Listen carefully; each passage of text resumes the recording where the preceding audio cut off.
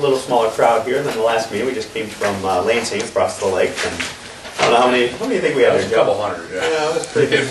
We got up early. Yeah, we missed you. They had plenty of cameras. So we worked that out. Come from the other side of the aisle doing our filming for us, so they got to film us all day long. So pretty soon we'll run out of tape. Is that all digital? Oh yeah. I don't think You got hours. It's never running out. Can't go anywhere now. Yeah. Well, got the reel to reel. We've spent some time together doing these town halls, but so we appreciate you coming out. Before, and we usually do written questions, but with such a small group, I don't know if we need to do that. There's one circulating. I figure we'll okay. Good. Yeah, we'll do that just in case. Just make sure we cover as many topics as possible. Sometimes people are more comfortable. I'm just going to do a written question too. I was in D.C. yesterday to bring everybody up to speed. I just got home late last night, got up early. We went out there. We got another town hall after this. I think we're going over to Naples. Naples, yeah. Naples. So we keep making the rounds, so I appreciate you coming and having these conversations. Thank you to the town for opening up the facility as always. And really it's designed to generate a conversation. I do believe you're going to represent people. You have to listen to people. That's what this is all about. So, right now in D.C. there are a few things going on. This past week we tried to take care of something that I hope we have to take care of by the end of the month. It's the way our doctors are paid under Medicare right now. The quote-unquote doc fix is what you may read about, the SGR issue, and it's all D.C. Language, which those guys have their own language. But essentially, if we don't get it taken care of by the end of the month, our doctors look at about a 24% cut in their reimbursement under Medicare that will hit them.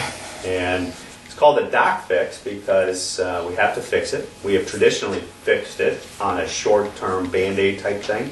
And we are this close to doing it on a permanent basis so that we don't have these cliffs every 12 months, 6 months dealing with this situation. The fundamental problem that we're tied up with is the pay-fors. The Senate doesn't want to pay for this policy. It's about $138 billion. They just want to spend the money and not have an offset for it. We obviously in the House, and I believe, we're trying to get our debt under control, our fiscal house in order. When we have policies, we pay for them. And so, that's where the whole debate is. And we passed a bill yesterday where we took the individual mandate delay of the Affordable Care Act and delayed it. I think it was 5 years. And that would have been enough to pay for this doctor fix. The Senate has made it very clear they're not going to take any of that up. They're not going to deal with that. And so what we may have to do when we get back is maybe another temporary Band-Aid approach to it. And that's very frustrating, but we'll have to deal with it. Ukraine, that's causing a lot of concern.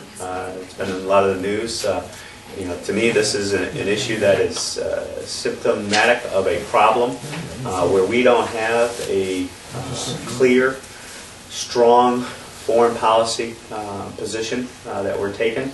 And I think Putin is just sitting there going, okay, let's see how far we can push and push and push. And I don't support military engagement. I don't support military intervention into the Ukraine, but we should be sending some strong signals of sanctions, that type of thing, to Putin to say, hey, this is not going to go unnoticed. But they're going to have their vote in Crimea.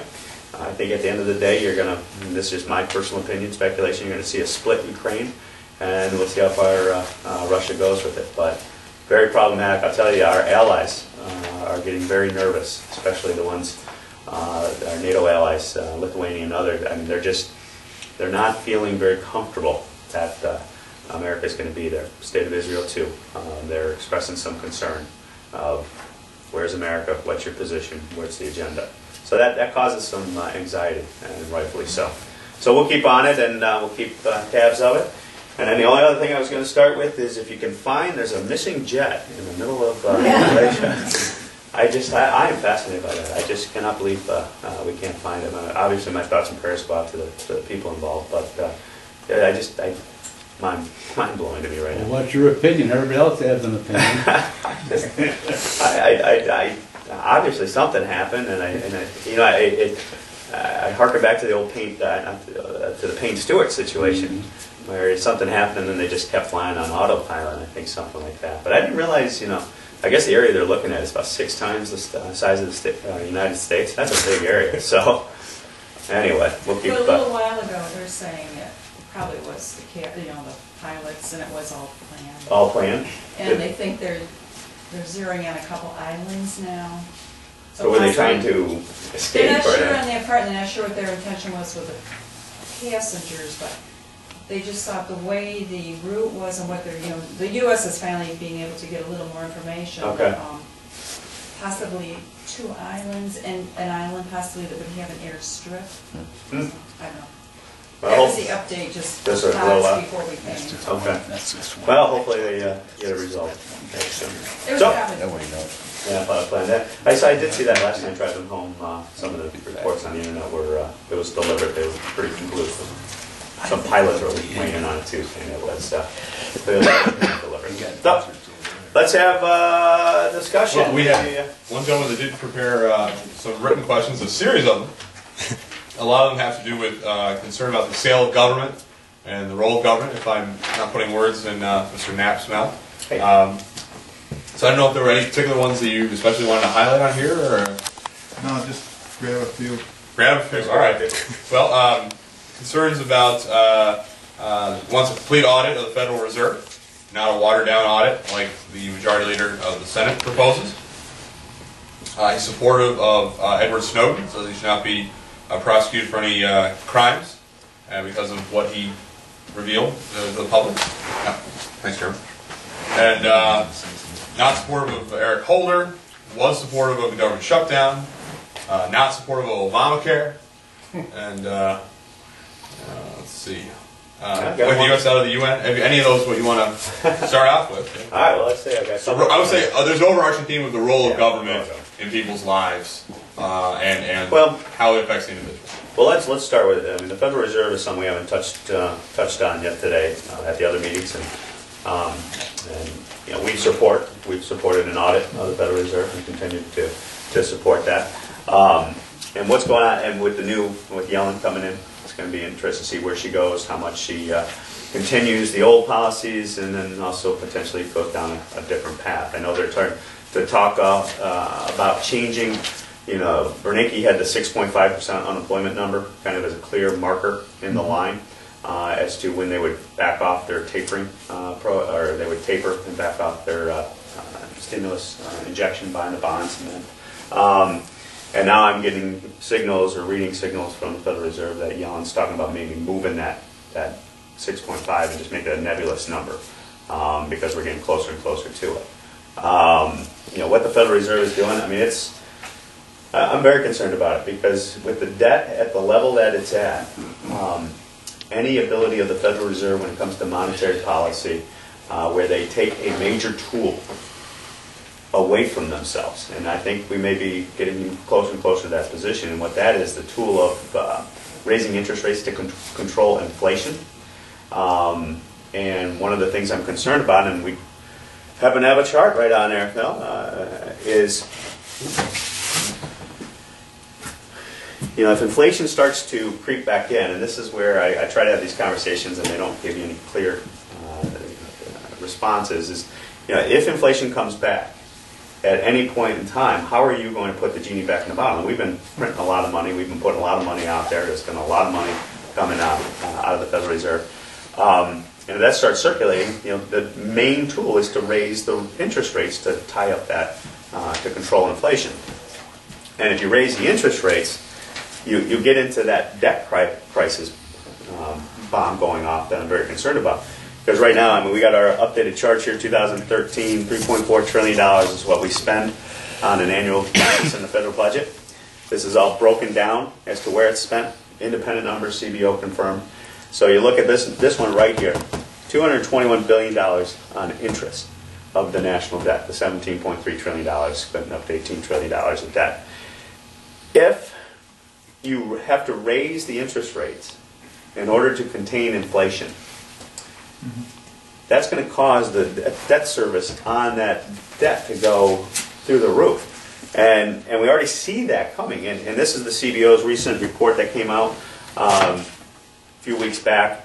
A lot of people looked at the CBO report. It was dealing with the Affordable Care Act and things with Obamacare. But there was one, they were talking about this issue too in regards to interest costs on the debt. And just if you take basic low 4 to 5% debt service inflationary or interest rates, you're looking at an $880 billion payment in 2024 to service our debt. And I don't know if that sticks out at you, but it sticks out at me. I mean, that's one of the things that keeps me up at night. One of the reasons I went to all of national security, all of defense, $625 billion. All of discretionary, everything you think of the federal government, Department of Transportation, Education, Housing, all those programs, it's a total of $576 billion. You know, so where are you going to get $880 billion to pay the tab? That's why we have to get the debt under control. We got to get this thing tamed in. You know, the only other way that they could go, and this is where if you can't raise interest rates, then you got to pay that debt by weakening the dollar to the point where we're all millionaires, but it costs us $1 million to get a loaf of bread. You know, that's the scenario that, you know, is really problematic. So how do you fix it? That's the solution. I mean, that's the $1 million question. That's why I spend a lot of time on downsizing the government, getting the spending under control. Also, growing the economy. You know, growing the economy. That's got to be the number one job. Jobs is the number one issue. It has to be. And if you get more people back to work, first of all, you kind of take the pressures off of government services because people are now self-sufficient. They're standing on their own two feet. They're doing well. And you're also having more folks contribute into the system, so to speak, than taken out of it. So that to me is a win-win type of proposal. So that's the first question. On into the Fed, make sure we know what's going on there. Keep an eye on it, see exactly what's going on. So we want to hold them. Edward Snowden. Now, there's good and bad things that Mr. Snowden has done, just to be straight up with you. I think not just him, but the whole concept, and this is something I've been concerned about for the last couple of years more and more so, where the government's going with its intelligence operations, how far it's going, the lack of oversight, the due process checks that are in there. I agree. That needs some open spotlight, some sunshine poured onto there, and set up a system where we have protections into the system that really our interests as private citizens are represented in that process much more than they are now. And not have a rubber stamp type of process. So I think that's the good part. The bad part, I will tell you, Mr. Snowden, and we've been briefed on some things that are of top secret clearance, that type of thing, you know, the intelligence type of things. And let me just say it this way. What has been reported in the press is not the full extent of what Mr. Snowden did. And there are some serious national security implications as to what those areas that were not being reported are concerning.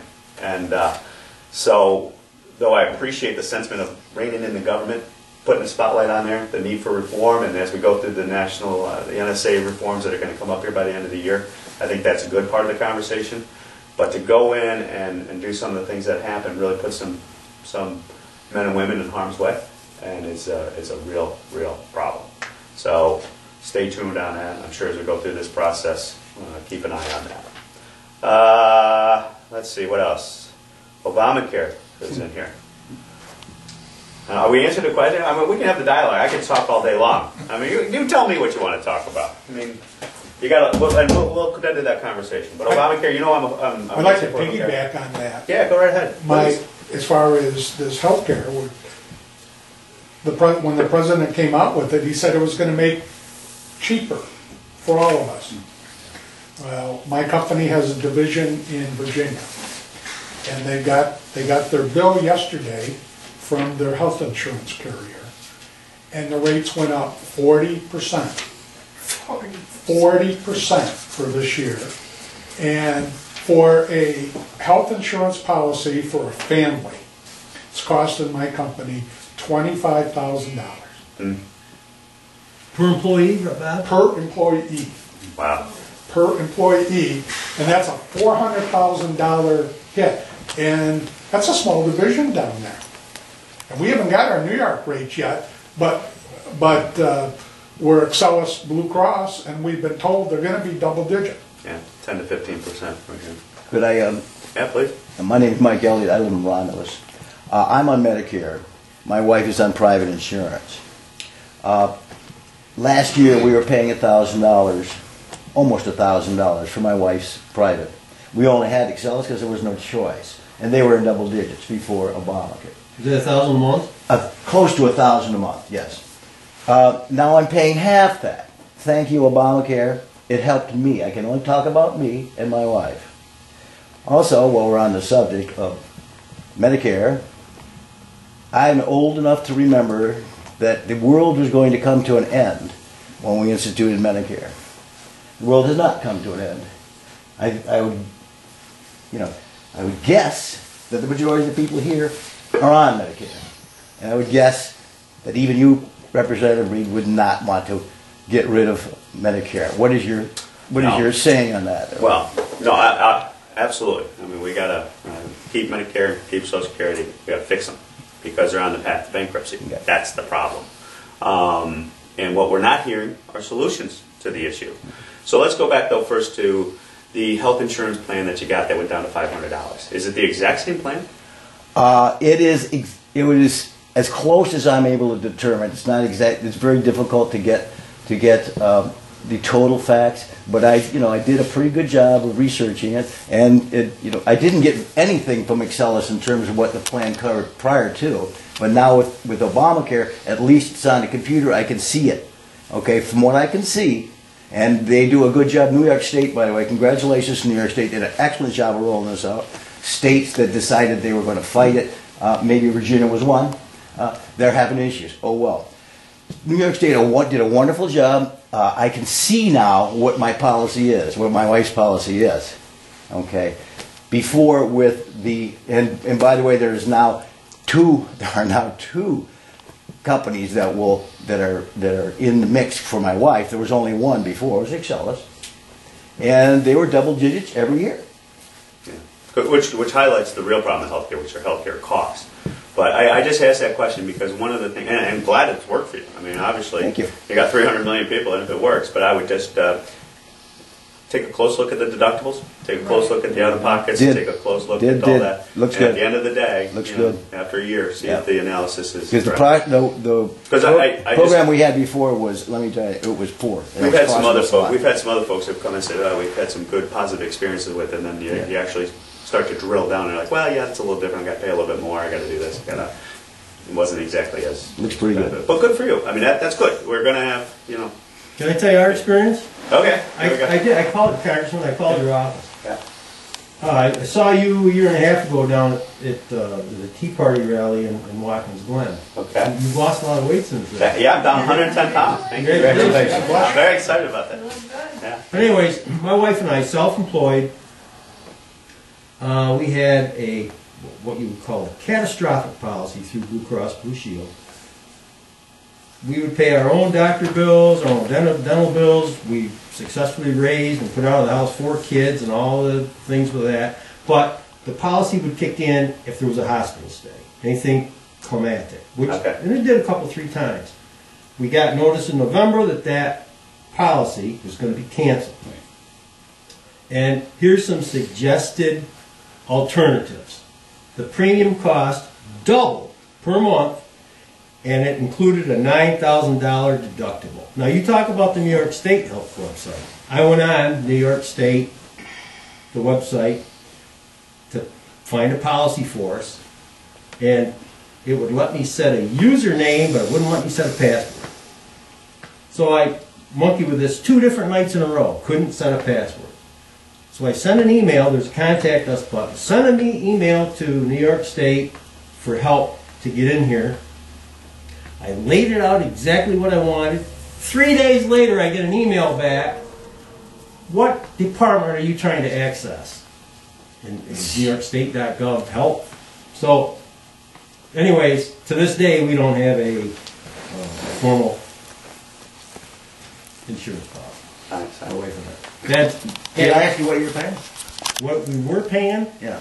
About $600 a month, I believe. Yeah. $500-600. I'm paying less than that for a pretty much of a normal. Yeah. So. Well, you're lucky. But like I said, the policies were going to jump. The policy that was suggested was going to cost about $1,000 a month with a $9,000 deductible. And I would suggest that you really scrutinize that policy you got. I think he's got the deductible. I did. Well, and here's- I have a deductible. That's what I have a deductible. Oh, Yeah. how much is it? Tell me. You know, I'm not sure, but it's less than it was before. That Well, I are you do know. talking 5, 6, 7,000? I don't think so. I can't tell you for sure.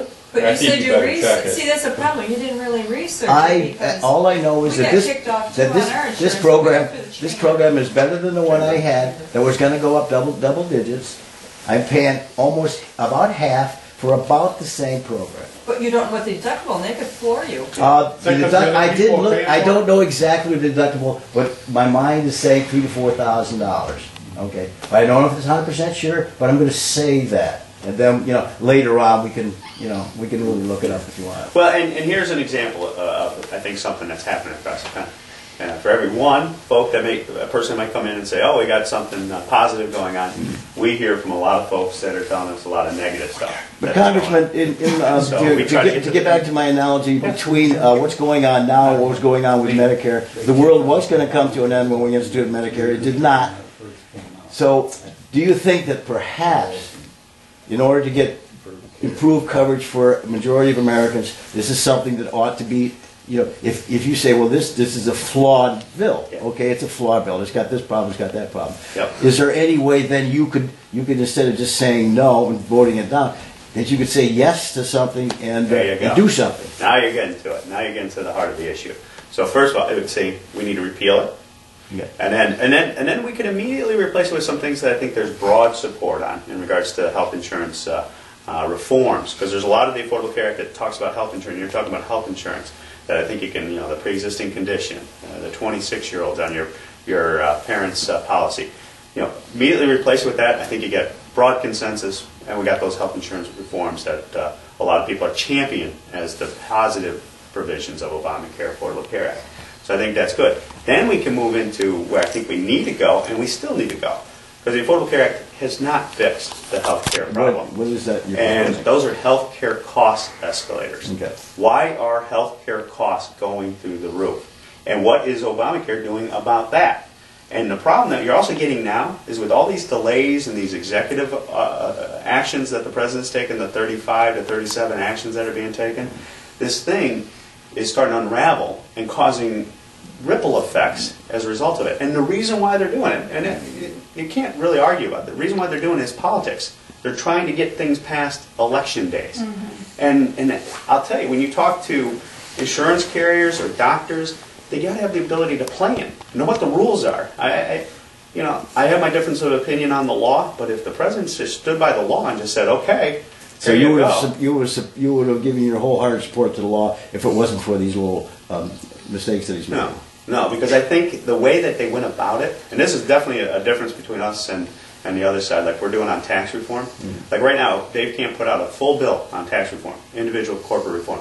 Put it out there. We're not going to pass something to figure out what's in it. Yeah. And that's where part of this problem is that there wasn't the full vetting of the process. I can tell you, I talked to members who were there when they passed it. They're like, we didn't know what was in it. We got called over and they just told us to vote on it. So that's a real problem. So then let's get to the cost question. So on the positive side, your proposal is? Yeah, on the positive side, let's get to the cost question. So those reforms, I think we can get those health insurance reforms, get that taken care of. Then we move to the cost equation. So how do we fix the cost problem? And the cost problem, I think, is two key components on top of all the other costs that that we typically deal with when we're talking about costs.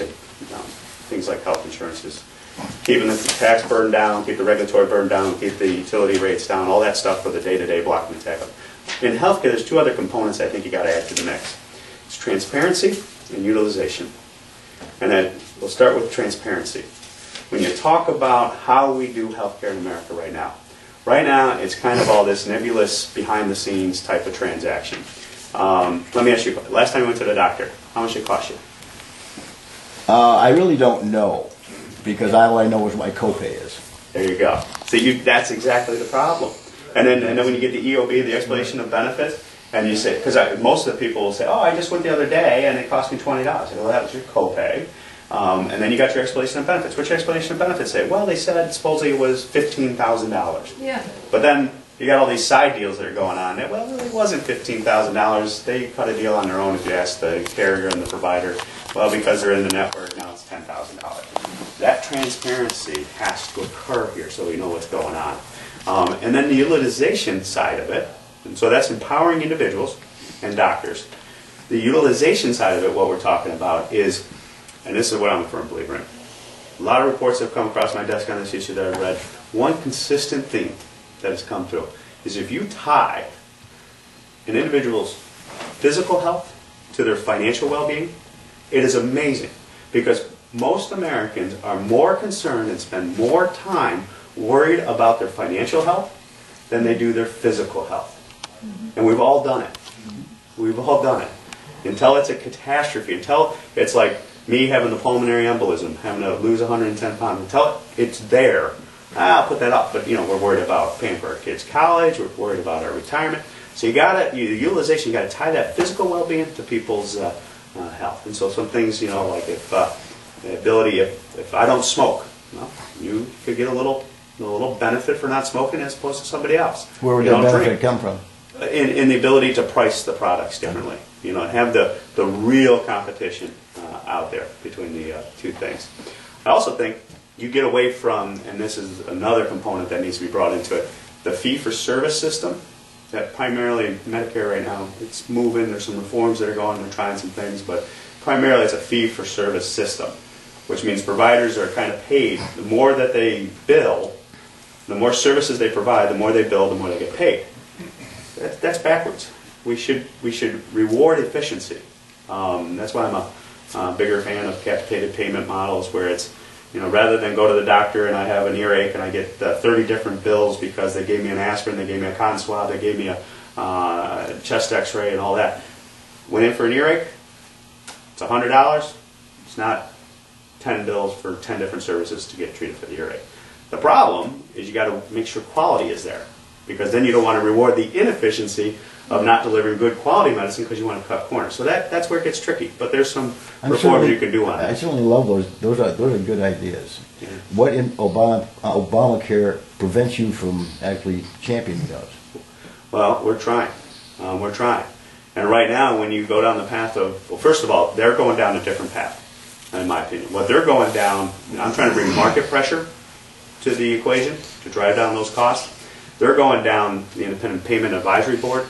They're going down the price control measure where government is going to say, this is what we're going to reimburse you at, this is what we're going to do, this is our decision, bureaucrat out of D.C. making a decision as to what health care you can get, and this is how much we're going to pay for it. Sorry. I don't like that.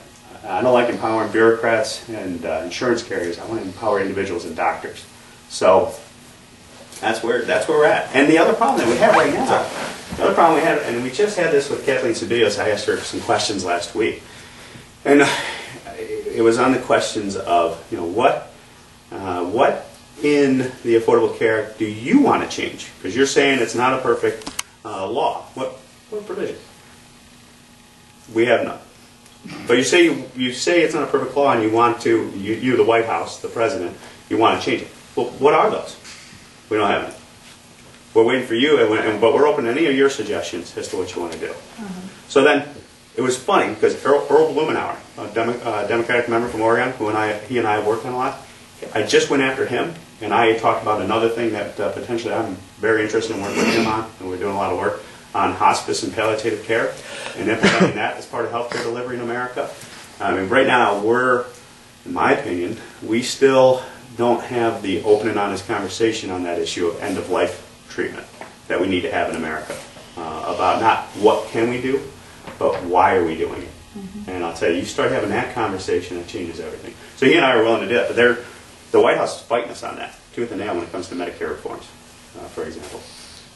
Whole other issue. If they don't propose it, you can't complain about it. Well, and that's it. And then I'll tell you, That's very true.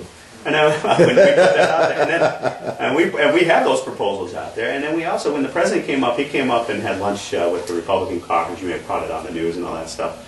It was clear in that conversation. Elections have consequences. I agree with it. Elections have consequences.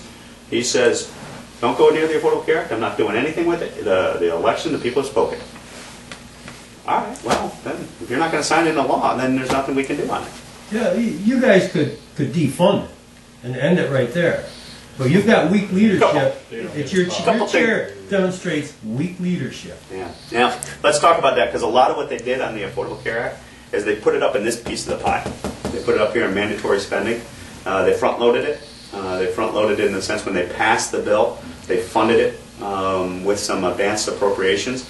Because when you talk about appropriations and funding it, that's generally this piece of the pie and a little bit of this. Yeah, well, who's they? Who's they? What do you mean? You said they front loaded. Oh, the Congress, when they passed the Affordable Care Act. Okay, so back in 2010 when they passed the law, they put in the law saying, we are not only going to authorize the implementation of the Affordable Care Act, we are going to appropriate X billions of dollars to fund that program. That's the trick they play in Washington. That's why we haven't had a budget and gone through the appropriations process, because they're deathly afraid. They're trying to hide the ball. And that's how they did it. So a lot of the money that's utilized to pay for the Affordable Care Act, it's not in that debate over the appropriations and how it's funded and us funding it out of the House and that type of process. It's up here in automatic payment already built into the law that Congress passed with the Affordable Care Act. When both houses were Republican. I mean, Democrat. When it was, and the White House, it was all one. It was all one government. And that's why they passed it. They're like, we're going to pass it when we got all controls of the lever. Boom. Isn't that what majorities do? Well, that's why elections have consequences. I agree with that point. And that's why, we go into the last 2 years of the president's administration with a Democrat-controlled House, Democrat-controlled Senate, and a Democrat-controlled White House, where an individual is not subject to the re-election pressure of a second term. We got a real problem. So, but elections would have consequences. Yeah. But, I'd like to change the subject a little bit. Sure. You talk about inflation and so on and so forth and creating jobs. And, most of the industry has moved out of the Northeast to either other parts of this country or overseas because of environmental issues. Everybody likes to blame it on the labor. We're paying too much for labor. They go to China and they're paying $10 a week or whatever, they started out at. But I was talking to a gentleman the other day that works in Utica, but they sell to China medical devices. And they're catching up to the Western civilization a lot quicker than Japan did. They're paying their people more. It's the environmental issues is what we've got to somehow, I'm not saying we got to scrap them, but we've got to change them so people can do business in the Northeast and the rest of the country. What is the difference if we burn a ton of coal in China and then 2.5 to 3 days later it's sitting in California in pollution, or if we burn it here? What is, and we it's a fair point. Somehow we've got to get this straightened around, because we need jobs here and we need people to fill those jobs, because the young people that are coming out of school today do not want to work, don't know how to work. I'm not saying they don't want to work, they don't know how to work. If they can't do it on an iPhone or a touchpad, then they can't do it, because we took away from the kids mowing grasses and they're working on the farm and so on and so forth. But we need jobs. If we had jobs like we had, okay, we wouldn't be talking about this, because everybody's pockets would be full and we wouldn't care. We wouldn't have to have Obamacare, because everybody would have a job at Gould's. I'm just going to pick on Gould's Pumps. At Gould's Pumps, and they would be provided health insurance. Okay, but our people don't have the opportunity to really get a good job, to get a job that has benefits. We need jobs. I mean, we can talk about health care and this and that. As far as I'm concerned, I've been self-employed for 40 years and I always had Blue Cross Blue Shield. They canceled my insurance this year. Okay? We had insurance and it didn't really go up that much, but what's our deductible? $8,000? Oh, I don't remember, but we canceled it on our employees. And I think Yeah, that's they the can't age keep of up. a lot of companies are canceling. Well, they We can't afford it. But we need jobs. And, I'm 63 years old.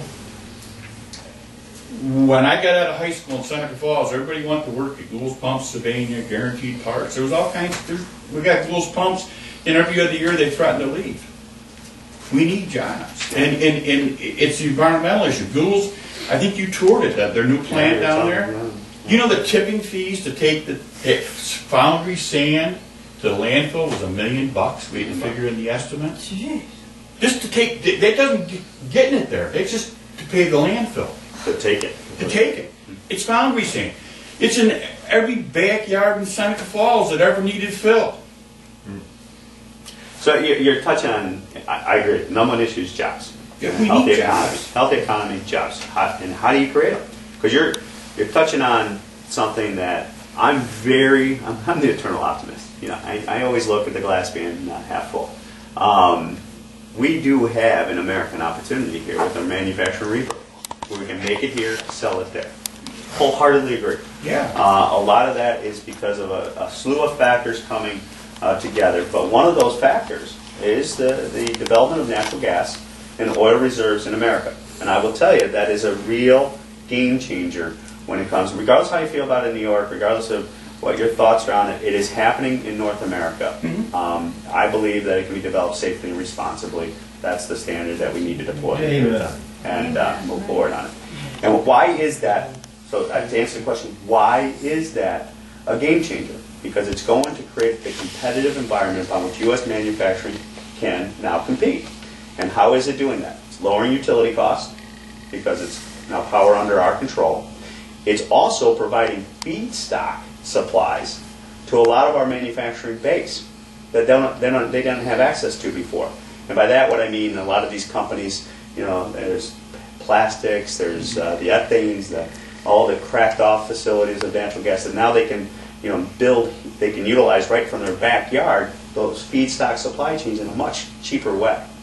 The other thing that's happening with other issues that are going on is you have the blossoming, as you touched upon in China, the middle class, the growing labor cost that originally companies went to Mexico, they chased it there, then they went to China, now India, Malaysia, some of those areas, South Vietnam. Africa's the next place. They're looking. But what I'll tell you that's helping us is those labor costs are getting closer to American labor costs. But one thing that I think a lot of people have learned from that chasing the outsourcing carrot is the stick that came with it. And the stick is what I refer to as the penalties of intellectual property theft, the research and development, the trade secrets, the fact that when they went to China, they were told, you have to make your plant here. We're going to give you a big subsidy. We're going to give you cheap labor. We're going to give you this, the Chinese government's saying it.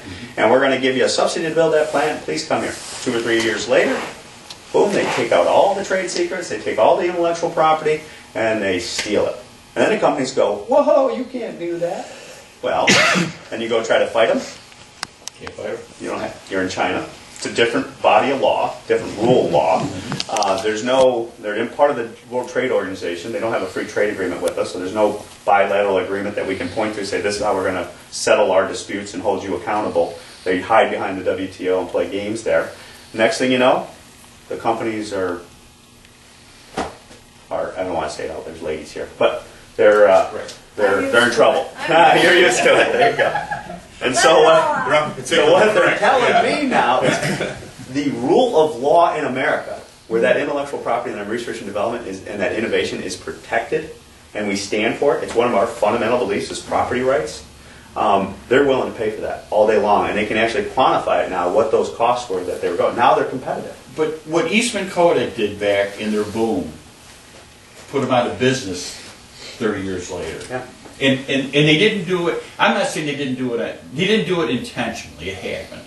You know, whether it was their landfill up there or whether a pipe leaking, and it put them out of, basically, out of business. We got the same thing with Gould's Pumps. I mean, they took that foundry sand out there and dumped it out and filled a gully in with it. And it just cost them $1 million in tipping fees to get rid of it for something that when they did it, it was perfectly all right. We've got to get away from that stuff.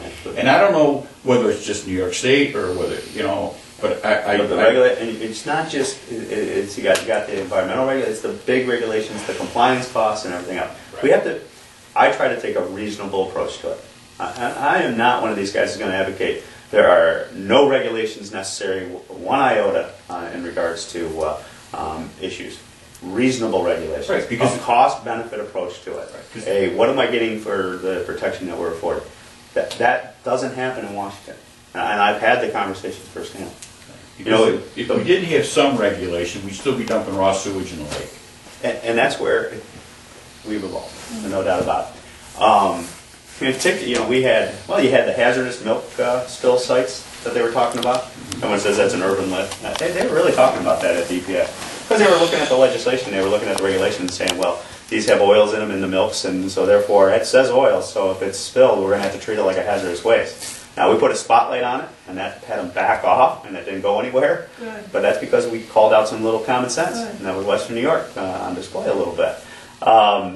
You had the boiler max standards. These are the standards they were trying to put in the boiler industry to get the maximum achievable or attainable control technology standards, where they didn't even have the technology to measure the emission standard they were trying to get to.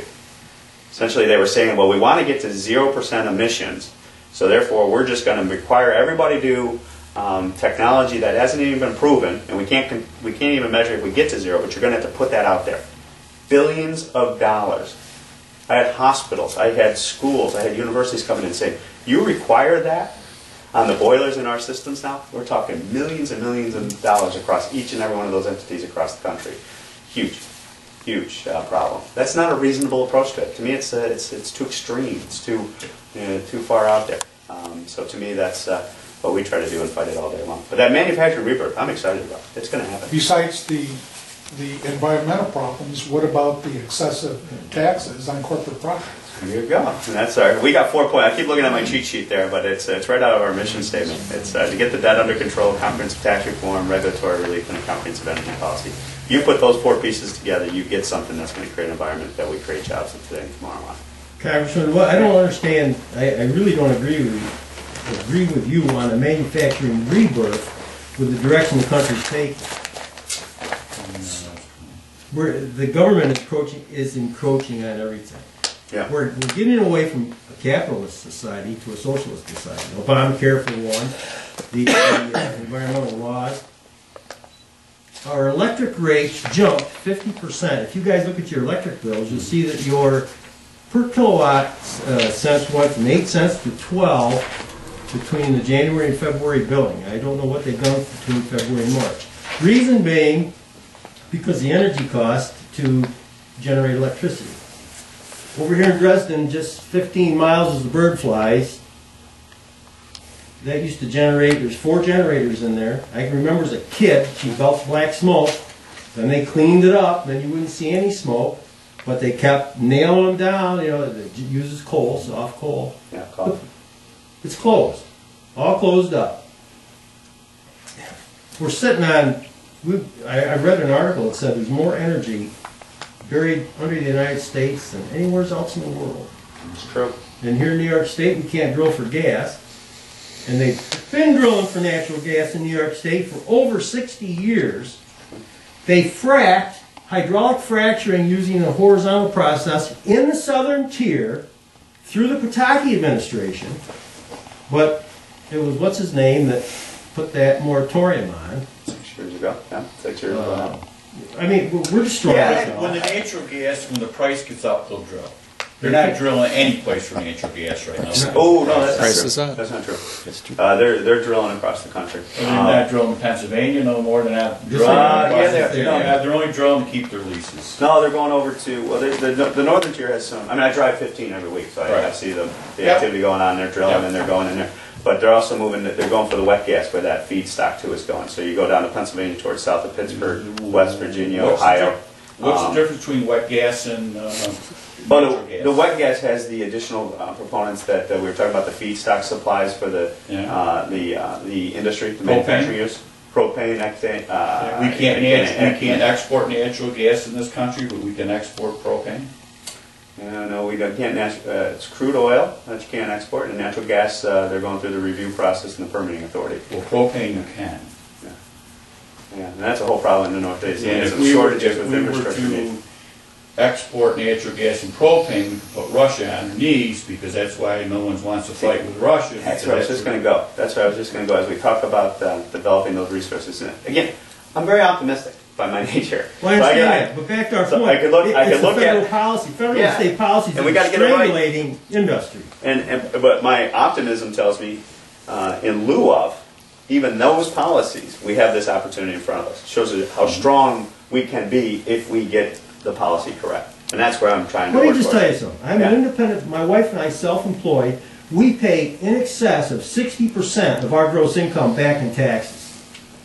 All right. Who wants to do anything? Who wants to start an That's the industry problem. here? That's the Between income tax, sales tax, property tax, hidden taxes, I'll bet it's all the closer to fees, 70%. your registration fees, your inspection fees, Yeah. your it's mind-boggling. I agree. I agree with you. We have to rein that in, and we got to do it better. And now the federal, the words coming out of the feds is income. What the hell is it? Federal justice. Well, what's the word? I lost it now. Inequality. Income equality. Yeah. Income equality, but they put. Yeah, it's in the tax Redistribution. No, well, it boils down to wealth redistribution. It's that new thing that takes- Income justice. I should have brought it in. It's a paragraph about that thick. Justice for who? That's it. For the ones that don't want to Give work. it to the people who don't want to work. That's it. You nailed it. That's what they Well, are. isn't Obama kind of the worst thing our country could have went through? And now the rats are falling off the ship because the Democrats are like, wait a minute, we shoved this, all this stuff we've shoved down our people of our country. They were elected by us. We can't even be Christians here anymore unless we want to fight, in which we're going to fight. And we will be Christians in this country, and we will say our Pledge of Allegiance to God, and if we want to. And Obama has just done so much destruction to our country, and no one's stood up to him. Who are we looking to for a leader next? Economic justice. Obama, that's someone that's tied into somebody else. It's got to be someone that realizes the people really are the ones that elected them. Presidents are all puppets. Elections have consequences, and we need. But we need someone that's going to stand up for the people. I mean, this Obamacare, it just, you don't have to read it, you'll like it. You don't like it, nobody likes it. And the repercussions, from what I've heard, are still yet to come because not enough people have signed up. And they're hiding it. And they're delaying it, and all that. Because he doesn't want to end his term. Social. Well, and he's trying to, it's all politics now, it's all politics, so. Yeah, absolutely. Well, A country that's, yeah. But, and one of the things that I try to do, the frustration, I hear it. I hear the frustration, I share frustration with Washington. There are some days I get up and I'm just so frustrated, but I'm like, we have to do something about it. We can either put our head in the sand. You are Washington. Yeah, well, I fight it every day. They won't tell you. When I go down there, I'm not one of the guys. I mean, we're one of the guys that I think is developing a reputation, willing to talk to people, try to find those solutions and get those solutions done. And that's what I try to do. Says, I plead the... Yeah. So, I mean, we could either, we just say, oh, we're past the point of no return and it's all done, or we can say, okay, look, this is what we're going to have to do. We're going to have to solve these problems. We're going to have to lead. We're going to have to get out there and elect leaders and engage in the process. That to me is the right and correct path to go. For. Yes, sir. Okay, I'm listening in here. I'm probably one of the most fortunate individuals in here. The what? I'm sorry? I'm probably one of the most fortunate individuals in this room. I have good, excellent health care. But my whole thing with Obamacare, this is my principle. The people out here that want people to help them as employees, they should have the best of health care in this nation ever could provide. That's the first thing. If a person hires a person to go to work for, the first thing they should do, look, is that person got good health? Good health should be the first thing this country looks forward to. As far as Obamacare, I look at it in a completely different world. They put it through, well, they did. That's the administration that's in, like you all say. But who in the world is doing the darn programming for all them? That is where I'm coming from. Who in the God's name did that program? This country spent how many billions and billions already to pay the darn programmers? What did these people programming that mess really do? There's a mess. There's a lot of problems and a mess there. That's what they passed was the mess, though. The programmers are just putting it out for people on the internet and stuff. No, this is where I'm coming from. I am in, I tell you what, if it wasn't for some kind of health care, I would be in one hellacious shape, folks. Yeah. I've been cut from here to here to here.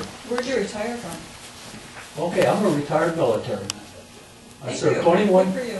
I served 21, almost 21 years of my life. I went to work out of here, I retired in 1975, that gives an idea of my age. Okay. I retired at a time we also had, in this country, one of these gas crises. Well, I happened to work for a captain in the military that had a pilot license. Him and I took a trip over the, what you call it? I mentioned that to him when we were driving. The bay down in D.C., and guess what was standing back in these places hidden? Oil tankers. So I come up here, always promised a job. I love to get work in Greece. That was my thing, I was a mechanic. I'm no more, thank God. Guess what? Oh, we can't hire you now.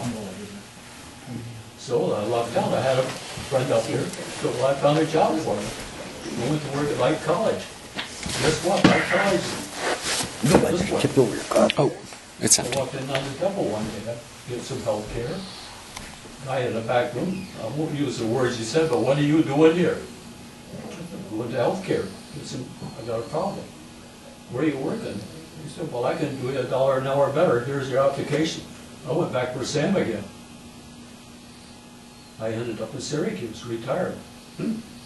But my irk, I'll be very honest with you folks. I feel sorry for some of you. I actually do. To me, in this country, the #1 first thing is to get the health of this darn country where it belongs. Get our people healthy. Or get out of government. Well, first of all, That thank you is for me. Now, this is my No, point of view. I so appreciate it, sir. I appreciate the 21 years of service. We did 20 years in the Army, so I appreciate the service and where you're coming. But this is what irks me. You hear so much about, yes, it's a disaster, but has anybody said down there, the only thing you're worried more about is being a liberal, you're worried about being a conservative or whatever, what do you tack to it? Go down there for darn it all, sit down, a whole bunch of you. When was the last time you all went down there and had a picnic together? When did you all go down there and have a softball game together? Amen. Now you're talking. That's what I do. Because we're part of the Go Big Coalition, the No Labels groups. We have coffee together. There's about 100 of us now that are getting together, members of Congress that are developing those friendships and those and a lot. And so there's a lot said in the news and everything where it's all the headlines about how people aren't working together down in D.C. Yeah. I'm glad to be able to tell you that no, there's more and more of us that feel like you. That say enough is enough. Let's solve these See, problems. that's the whole thing. And that's Okay, what we're talking. the gentleman said back here, this is self-employed. Okay, that's his way of life. And he gets where he did. For Christ's sake, be able to go down and sit down. Sit down and talk. I And work probably, it out. Yep. I'd like Absolutely. to ask this question of all of you. How many of you people have walked up and down the mall in Washington D.C.? We're not that privileged. Okay, I was stationed down there. I went down there in 1970. Some of these secrets you're talking about this, excuse my opinion of the man, but it's an idiot. Down there, on the computer and done this thing. Well, I worked with some of those secrets. I had a top secret. They told me to keep my big mouth shut. And I managed to do it. And thank God you did. You know what we're referring to. No. But you get respect. A lot of the people in positions now, everything ends up in the newspaper. Yeah. You know, back in your day, if you were told to keep it quiet, you kept it quiet. If there was rules, you Tell did you the what, it rules. was punished before. Punishment for it. Yeah, that's an issue. Well, and the frustration. I hear it. And that's where, and then we talk about employers and everything like that. And I'll tell you, when I was an employer, employing people, they were part of my family. I wanted healthy people. I wanted to. And what's happening, in my opinion, we can continue down this path of big government, health care and expansion. You jeopardize the actual delivery of that health care in a way that could be problematic. No, Keep that in mind. No, I am extremely fortunate, and I feel sorry for the rest of these people. I actually do. Yeah. I'm under Medicare. I paid my share of the toll. $104 a month comes out of my Social Security. My wife, poor penny that stole. See, and that's the issue also that I express a lot of times down in D.C. with the groups that I travel in. Is look, we know these problems out here. Medicare, for example, going belly up, going underwater, 2024. Yeah. flips upside down, and then Medicare, I mean, think about that, that would be catastrophic. That's wrong. To do nothing about it, and then all of a sudden the program is ripped away from you that are in it. That's wrong. I'll give you a better example. Here's a better example. So we had Jack Lew in front of us a couple weeks ago on the Ways and Means Committee, or a week or two ago, whatever it was, and he came up to talk about the president's budget. So take Social Security and Medicare off the equation for right now. That's out there, and that's an issue that needs to be solved. Social Security disability. You know, the disability fund? Anybody know when that goes belly up? Oh, no, I don't know, but I just... Probably just some. He knows. He's been in the town halls before. You said 2016, right? Yeah. January 1st, 2016, Social Security disability is underwater. It cannot pay its benefits. It has to immediately cut, in order to meet its obligations, 20% off of each premium check going out. These are people. These are the worst of the worst. These are people with serious disability. Now, there's a lot of abuse. There's a lot of waste, fraud, abuse in there, and that's part of the solution that we got to get to. But there are people that are in the system that are disabled that was designed to do. But since this administration took over, the number is more than... Expanded. Yeah. Yeah, and you got a bunch of waste, fraud, and abuse, and that's part of the solution that you got to go to. But my point about Jack Lew, I said, look, and I looked at the president's budget, read the president's budget, I looked at his testimony, and I said, where in the president's budget does it fix or propose something to fix Social Security disability? Not in there. Not in there. So I said, well, what is your solution? Because it's 2016. It's just around the corner. So he goes, we don't have it in the budget.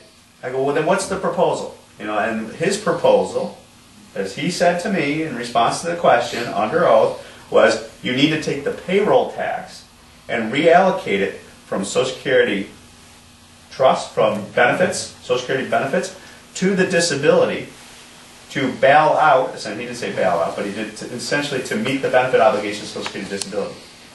Understand what he said.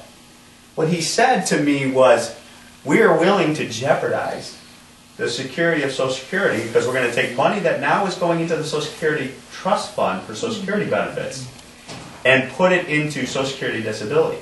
Obviously, Social Security has its own problems. 2033. So you're taking money from a program that is already on a path to an explosion in 2033 and putting it to fix a problem in 2016. Well, what are you doing to Social Security now? You're further jeopardizing it. Worry about that But then. if we had more jobs, wouldn't that prolong... That's one of the key solutions, is jobs. That's why jobs has to be the number one issue. Why do they, I mean, I've always had this thing that we shouldn't elect our leaders unless they have calluses on their hands, because then they know what the real world is about. Amen. And it's their career, you guys are, they seem like they're all career politicians, and they don't really care about what the working people go through. And I don't know how you're going to change it unless you change everything now. Well, I think there's a lot of us, and that's part of 2010, the wave of us that came in, and there's a lot of us that are changing the institution. I think, what's the percentage in members in the House and Senate now have less than 6 years? We've had an enormous chunk. The class of 2010 was very large. It was almost all Republicans, very large. And then the class of 2012 was very large. It was more bipartisan. So we're at I want to say like over half. Or even in the Senate, it's a huge percentage of within that 6 year entities, window. or new people in the institutions, which is good. It's changing. It is good, but if they don't really know what the working class goes through, it isn't any better than what we have. I mean, the leader that we have in the White House, I mean, he's never had a job that I can understand. He might have run some organizations and stuff, but he never really had to do anything. And he's out trying to run our country. Well, he's the head one. Then you go from here and you go right on down through. I mean, the founding fathers of this country, which we all know here, they were businessmen. They went to Washington and they only stayed a short time because they had to go back and run their business on the farm and everything else. Yeah. That's not Tom's problem. That's our problem as voters. Well, Is one of the problems the way we elect our officials? I mean, Tom, you run every 2 years. Does that make sense? Senators run every 6 years. Yeah. There's some We're in wisdom. re-election mode almost all the time. If my primary motive is solely to get reelected, then that's a problem. That's not why I'm in Washington. That's not why I've gone to Washington. It's to do something. I'll let the politics take care of itself.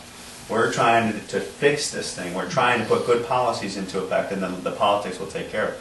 I put a term limit on myself. I said 12 years. I mean, that's 2 Senate terms. President gets 8 years.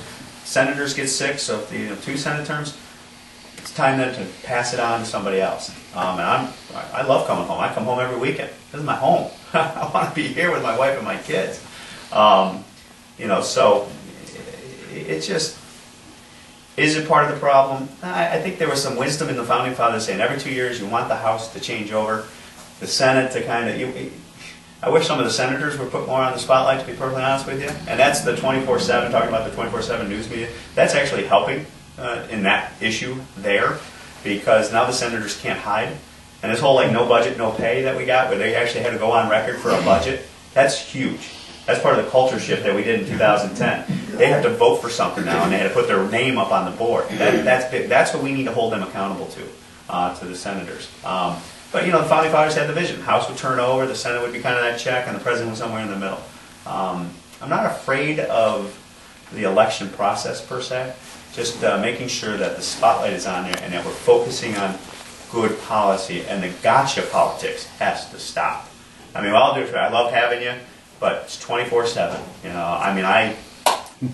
Everything we do is 24/7. They're looking for that moment, and you're going to see. It's just the way it is. It's frustrating, but to say that this is something new is something difficult, because you go back to, even John Adams and Jefferson had their little spits, but it's not 24/7 like it is today. But that's anyway. I get off my pulpit. Well, as long as they don't find that plane, you won't be on the news for a while. There you go.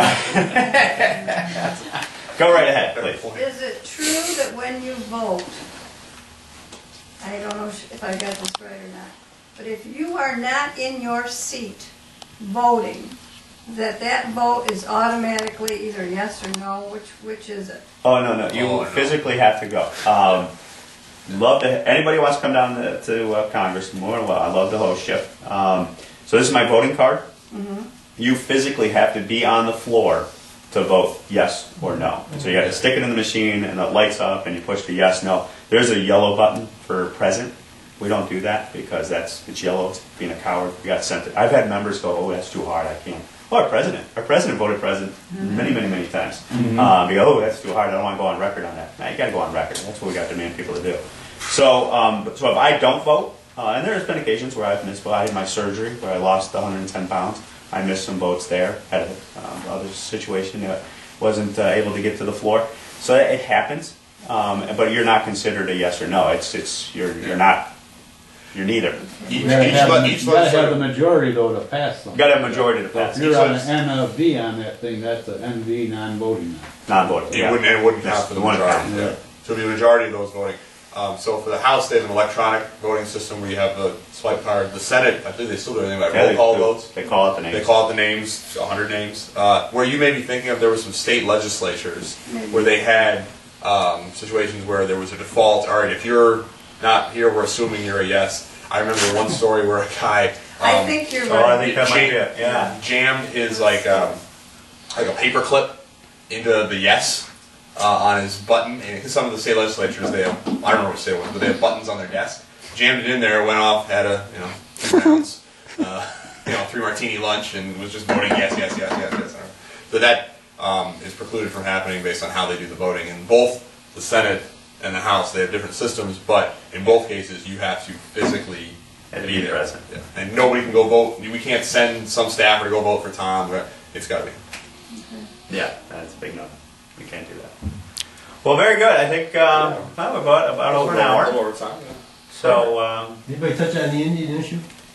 I got Dr. Drexler. We got a little briefing, and he's a great resource. I'll tell you, a great resource. And we maybe have a little chat here with the chair and the vice chair about some of that. And we're being strangled here in Central counties.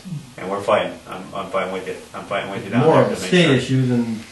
Yeah, but I know they're in front of the bureau down there, and we've been. The doctor's been crazy You keeping know us what impressed. happens? The state always says it's a federal issue. Yeah, and then the feds say it's a state issue. Yeah, And Schumer doesn't have any.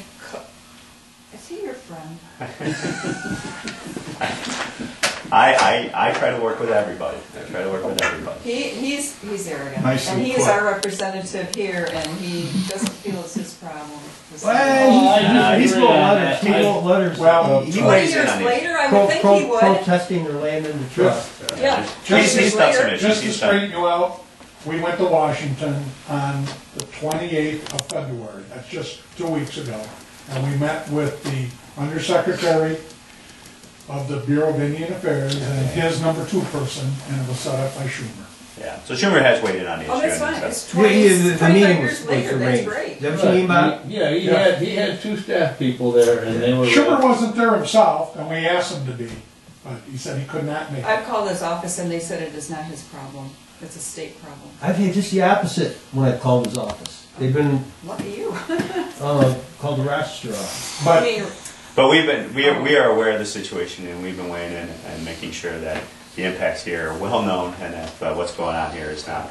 And I want to compliment the Seneca County government on this. Yeah. Obviously, we have the chair and the vice chair of the board of supervisors, and the vice chair is the chair of the Indian committee, if I'm correct, on that situation. And then their consultant, Dr. Dresser, have kept myself, our chief of staff, the young man that handles Indian issues in our DC office, very well informed from day one. And I just wanted to thank you for that. Yeah. Because we can't advocate for you unless we have a good line of communication. And the biggest issue now is getting rid of Clinton Halftime.